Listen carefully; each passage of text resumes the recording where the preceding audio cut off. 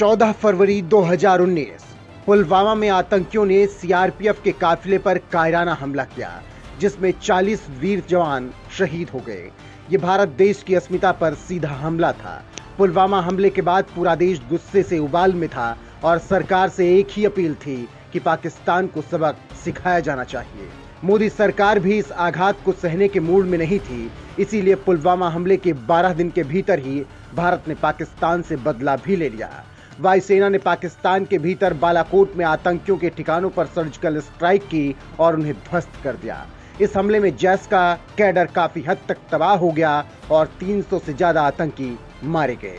लेकिन भारत देश में ही कई लोग सर्जिकल स्ट्राइक पर सबूत मांग रहे थे और सवाल उठा रहे थे, तो कई नामुराद देशद्रोही ऐसे भी थे जो पुलवामा के शहीदों का मजाक उड़ा रहे थे। ऐसे ही एक इंजीनियरिंग का छात्र भी था जो भारत मां के सपूतों का मजाक बना रहा था, जिसके लिए अब उसे ऐसी सजा मिली है कि वो जिंदगी भर नहीं भूलेगा। बता दें कि इंजीनियरिंग छात्र को पुलवामा हमले का मजाक उड़ाना बेहद भारी पड़ गया है। बेंगलुरु के कचर कनहल्ली का रहने वाला छात्र फैज रशीद फेसबुक पर पुलवामा हमले का जश्न मना रहा था। अब कोर्ट ने इस मामले में छात्र को 5 साल जेल की सजा सुनाने के साथ ही 25,000 का जुर्माना भी ठोक दिया है।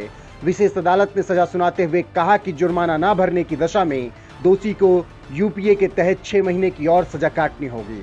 अदालत ने रशीद को आईपीसी की धारा 153A दो समूहों के बीच दुश्मनी को बढ़ावा देना और धारा 201 अपराध के सबूतों को गायब करना, इसके अलावा धारा 13 गैर कानूनी गतिविधियों के लिए सजा के तहत दोषी पाया है। सजा सुनाते हुए जज ने कहा, आरोपी कोई अनपढ़ या सामान्य व्यक्ति नहीं था। अपराध किए जाने के समय वो इंजीनियरिंग का छात्र था। उसने जानबूझकर अपने फेसबुक अकाउंट पर पोस्ट किए।